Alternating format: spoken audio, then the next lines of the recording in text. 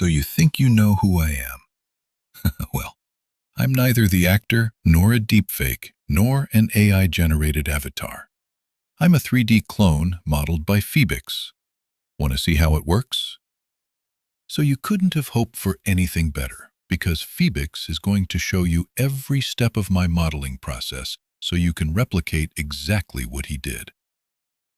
Hey everyone, I'm PhiBix. I'm a character designer specializing in creating digital clones of famous people.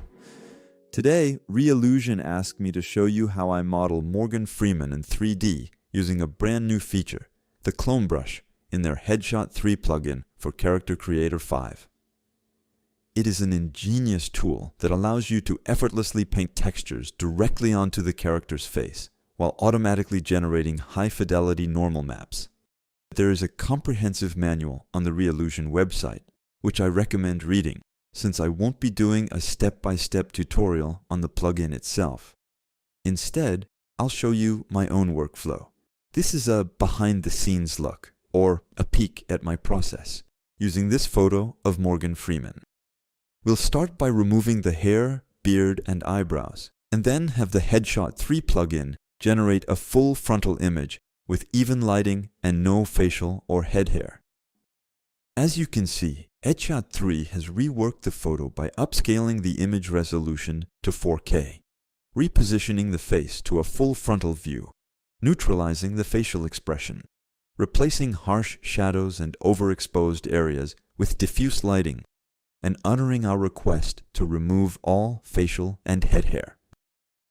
This allows the plugin to generate a profile view as well. You can see the level of realism achieved here. Next, I'll have the application generate a body that matches the character.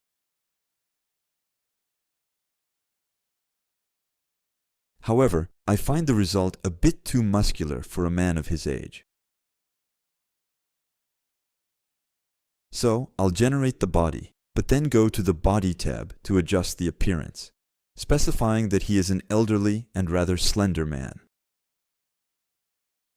There we go. From there, it generates a body that's more consistent with the character's age. So this is what I get at first glance. You can see a very strong resemblance and good consistency regarding the body. You can tell by the physique that he is an older man.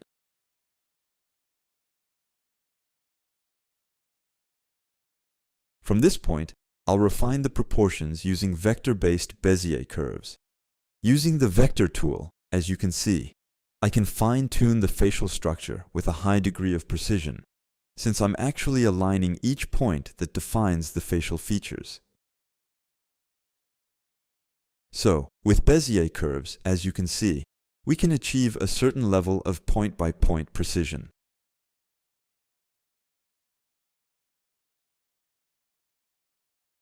There is also a tutorial displayed in the top left corner showing exactly where to align the points.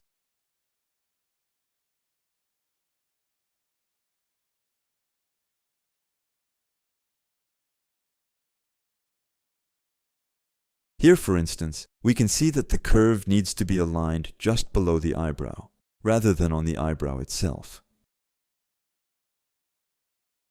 I'm also adjusting the proportions along the side of the face.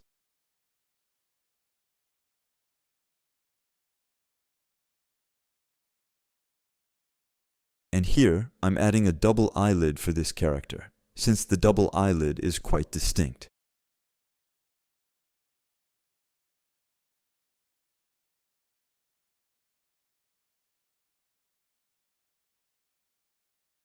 At this point, I'm reasonably satisfied with the result.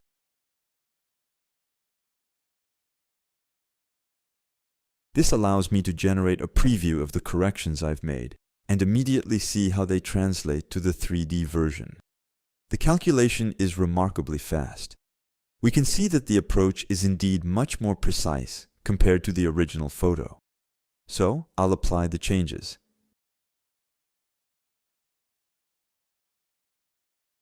There we go. Now, I'll work on the profile view. Just as before, I adjust the points one by one. following the instructions in the tutorial displayed in the top left corner. Here, I'm verifying that the proportions are consistent with the photo. I continue to refine the shape using the vector tool, specifically the Bezier curves. For example, you can see me precisely adjusting the profile shapes based on the reference photo to help Headshot refine the 3D model. Thanks to these Bezier curves, I can achieve much greater precision than the default AI, which automatically calculates the head shape based on its own interpretation of the photo.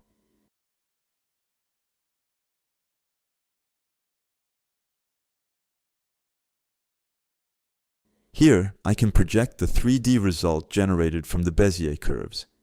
Once I'm satisfied, I apply the changes to the entire model. And at this point, as you can see, I'm getting something that's getting closer to the mark. Of course, it's not perfect yet, but there is a certain level of consistency. So I'll confirm the general transformation to indicate that I'm reasonably satisfied. Now, I'll refine the result using the morphing tools available in Character Creator 5, specifically for the head. I'm working exclusively on the head here. Why? Because the goal is to achieve a projection of the front and side view photo textures onto the 3D mesh that matches the subject in the photo as closely as possible, ensuring that the projection of every feature and skin characteristic aligns perfectly with the corresponding areas of the face and skull. To achieve this, both the profile and the front view need to match up as closely as possible.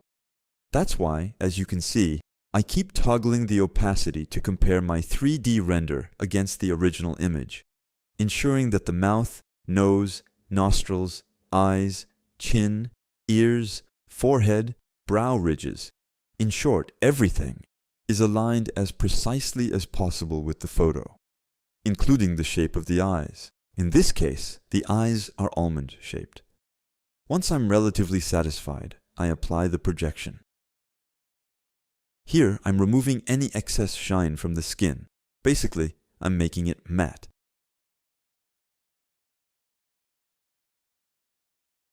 And what I'll do now is continue refining the proportions.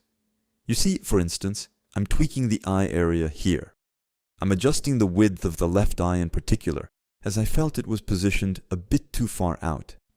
Here I'm working on the brow ridges and the height of the eyelids. And now I apply the changes. After a few adjustments, I end up with this, a 3D model that's much more consistent with the original. You can start to recognize the character I want to portray much more clearly. It's a lot closer now. This is how I used AI to generate different angles of this character, without hair, eyebrows, or a beard. When I generated these photos with AI, Reallusion hadn't yet launched its AI Studio. With AI Studio, you can now generate additional head angles by providing the front and profile photos as reference images. It's so convenient. No more need to leave Character Creator to generate these head angles. I created 5 views, though I'll ultimately only use 4. The front view, the profile view, the back view, and I'll also include the other profile view. After all, faces aren't symmetrical. So here, you see, I'm using the brush tool, stencil and clone, across the entire face. So, right now, I'm trying to adjust the camera perspective to match the angle. You see, I had asked the AI to generate images using an 80mm lens, but I've realized it's actually closer to 69 or 70mm, with a viewing angle of roughly 20 degrees, to achieve a consistent projection. Here, I'm removing any excess shine from the skin. Basically, I'm making it matte. I've selected the Constant tool and set the strength to maximum. I'm starting at a value of 1, and we'll see what we can achieve. Once every part of the face is properly positioned, we get a consistent projection.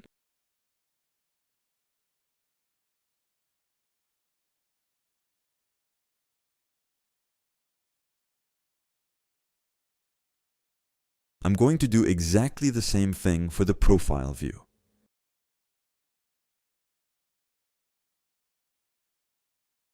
so I'll align the 3D model with the photo here.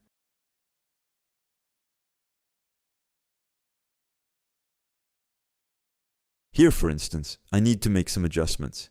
As you can see, the proportions aren't quite right. I need to correct the depth of the skull, the mouth, and the ear, including its size, which doesn't match the photo. There we go. I'm also adjusting the chin, which wasn't aligned, as well as the depth of the forehead and chin. I'm tweaking the viewing angle and the angle of the ears. Now I'm repositioning the photo over the model and adjusting the angle of the 3D face. There. With a 2-degree tilt and a scale of 189% relative to the original image, I've achieved a very close match. This allows me to use the Stencil and Clone tool.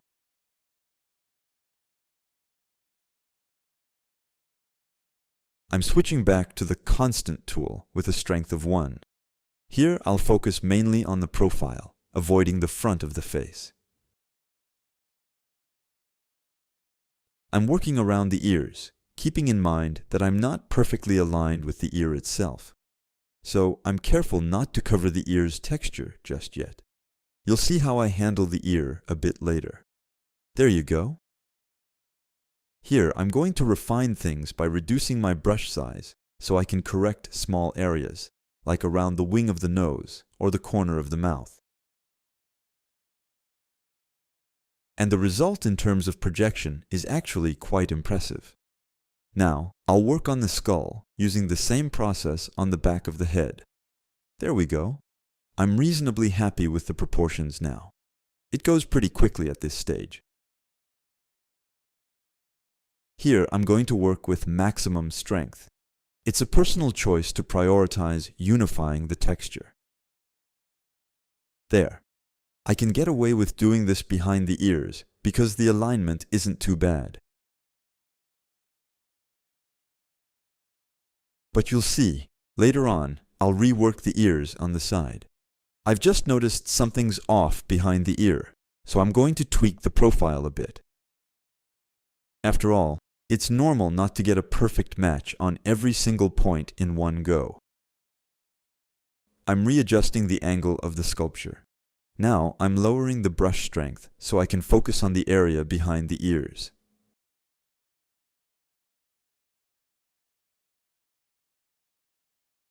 So now I'm moving on to the second profile, because the projection of moles and wrinkles isn't the same, since we aren't symmetrical.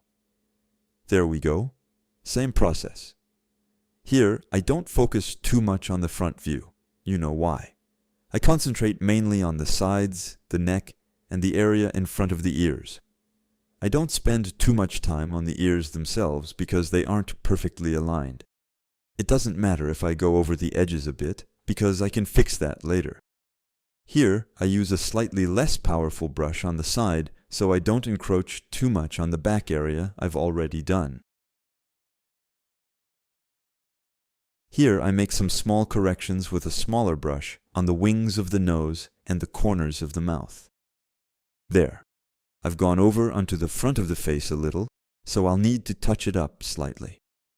You see, the forehead isn't perfect, so I've gone all the way around, but I'm going to go back over it.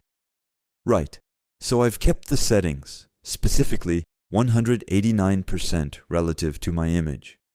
I also recall that I'm using a focal length of around 69 millimeters. I'm readjusting. It goes much faster now.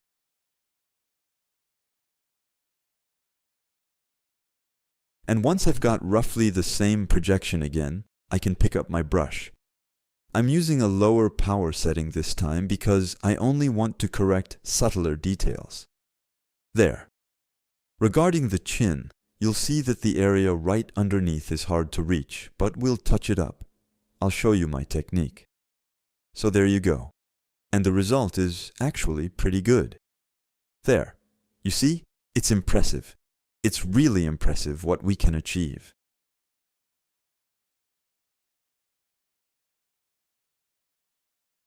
Now, you noticed that the area behind the ears isn't perfect. Another thing that bothers me is the shininess of the skin. It's a characteristic of the photos. Even though I've already applied a matte finish, there's still work to be done on the skin's highlights, specifically on the chin, nose, cheekbones, and forehead, as well as the philtrum, that little groove between the nose and the upper lip. We can fix that, and I'll show you how I do it in Photoshop. This is a personal trick, so I'm starting with the two projections Headshot offered me. The first one, which projected onto the face by default, and the second, created using the Stencil and Clone tool. Here, I take the photo I generated for the right profile and adjust it using Photoshop's transformation tools.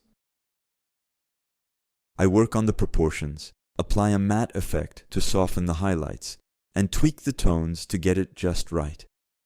Then, using the eraser tool, I can blend it much more precisely onto the diffuse map. There, I'm also adjusting the hue, which wasn't quite right in the projection. Right, once I'm happy with it, I save it and mirror the ear. In this specific case, the 3D character doesn't have any asymmetrical skin features on the ears, no distinctive moles that differ from one ear to the other. That doesn't apply to this character. Here, I'm adjusting the transparency of the old one. That was the initial projection option Headshot provided without using the Stencil and Brush tool. I do the same for the eyes and the mouth. There you go. Now I'm going to work on the top of the head because I noticed, yes, it's not quite finished up there. Ideally, I would have needed a top-down view. So I'm cheating a bit here. I'm using the same process to adjust the matte finish, color, tones, contrast, and brightness so I can blend it with the diffuse map. Using the eraser tool, I keep only the part I need while blending it in. Here, I'm outlining the area to remove any cast shadows. Then, I apply a symmetry effect. Now I'll tackle that gap under the chin. So for the area under the chin, I'm using a front-facing photo. It's the same principle. I adjust the proportions using Photoshop's warp tools and align the image. Of course, I keep switching back and forth between the diffuse map and the photo. Here, I'm using another method, the Puppet Warp tool, I believe it's called in Photoshop. There we go. Just like before, I make adjustments using the eraser and tools for color, brightness, and so on. I flatten the image so I can make corrections and unify the matte finish. So I'm going to merge it so that it integrates and relates more harmoniously with the body. I can imagine some of you saying, "Wow, that's amazing. I have to do what PhiBix did." And others saying, "Oh boy, that's too complicated for me." Don't worry, it's easy with Headshot 3. Take a close look at what you can achieve with these two new Reallusion tools, AI Studio and Headshot 3. Once inside AI Studio, click on the Image Gen tab. Then click the Edit button to select the two images generated by Headshot 3. The front view and the profile view. Then, without leaving AI Studio, enter a prompt for Nano Banana Pro, asking it to generate a photo using Image 1 and Image 2 to create an under-the-chin view. Set the aspect ratio to square and the resolution to 2048 pixels. Then click Generate. And just like that, a few seconds later, you get an image of your model with the chin tilted up, as requested. However, to avoid a shadow under the chin, I add an extra instruction to the prompt asking for an even tone light. And there you go. I've achieved the desired result without ever leaving Character Creator 5. Making sure to specify that you want to continue working on the same editing layer. Now, simply import this photo into Headshot. We'll place the image in Headshot as a custom image.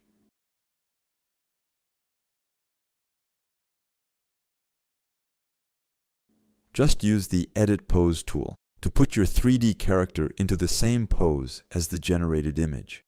Then, align the photo's proportions with your 3D model, just as I demonstrated earlier with the other head angles.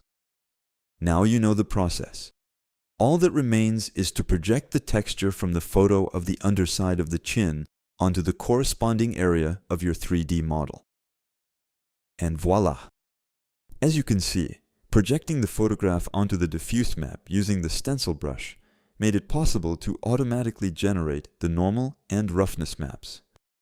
Do you realize how simple and powerful the Stencil Brush tool in Headshot is? Since I'm proficient in Photoshop, I don't use the Clone Brush tool, which allows you to make edits directly in Headshot 3. Yet, it's intuitive. Try it. Here is one reason why I still need to use Photoshop. Here is the normal map generated by Headshot 3.1. Now, I'm generating a normal map in Photoshop based on my diffuse map. And now, let's compare the normal maps. Headshot 3 focused on customizing the surface detail across the face. However, for a model like ours who has a shaved head, we absolutely need to generate skin details for the scalp and neck, areas that won't be covered by hair. So, I have to fill in those skin details using Photoshop. This is just a minor issue, given that it's the very first version of Headshot 3. We can expect future updates to provide full coverage for the entire head. There, I'm pretty happy with the result. I'm going to darken the tone because, for a black person, I felt the original shade was a bit too light. So, since I want to model this after Morgan Freeman, the actor I just mentioned, to create his likeness, I know his skin is darker than what the AI initially suggested. So here, I'm working on the eyes, because he really has a very distinctive gaze and unique eye color, with a bluish rim around the iris that blends into the sclera. He also has quite a bit of visible bloodshot detail in the sclera. That's something I can adjust with relative precision using Character Creator. So there, I'm giving the whites of his eyes a slightly more bloodshot look. I'm also refining the proportions of the pupils and irises, just making some adjustments. I'm trying to capture that slightly bulbous quality around his eyes. I find there's something unique about his gaze that reflects his calm, relaxed demeanor. I'm also working on the depth of the iris. I'm pretty happy with it now. I'm going to add another detail I noticed about him. His eyes look a bit watery. So I'm using the makeup tools to create a slightly watery effect along the lower lash line. That's a personal technique I'm sharing with you too.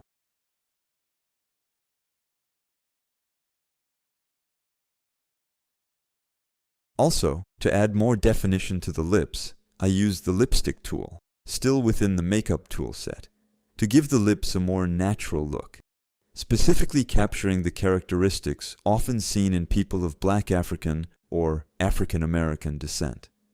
Here, regarding the eyes, and without losing the distinctive beauty marks, I create a more harmonious look around the eye contours using the makeup tool. I also add a bit more visible vein detail to the cheeks and restore a natural-looking sheen to the areas where people tend to sweat.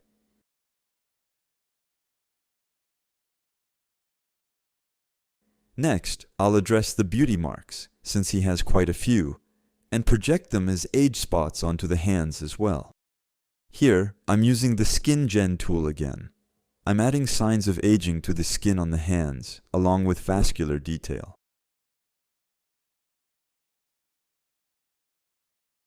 Then I confirm the changes. So the result is looking pretty good. Now I'm going to work on giving him a more specific expression that suits the character I'm creating through this 3D model. He has a very distinctive way of looking at things, often with his head tilted slightly to the side and angled downwards. He tends to look up by raising his eyes and eyebrows, which causes him to furrow his forehead quite a bit. He also has a very subtle, characteristic half smile, which I'm going to apply here. I'm tilting his head to capture that unique expression that defines his character. From there, I'll refine the details using the Edit Facial tools.